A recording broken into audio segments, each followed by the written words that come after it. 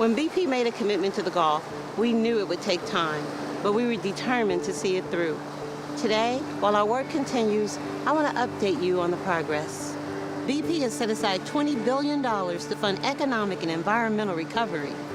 We're paying for all spill-related cleanup costs, and we've established a $500 million fund so independent scientists can study the Gulf's wildlife and environment for 10 years. Thousands of environmental samples from across the Gulf have been analyzed by independent labs under the direction of the U.S. Coast Guard.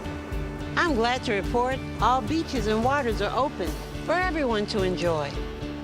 And the economy is showing progress, with many areas on the Gulf Coast having their best tourism seasons in years.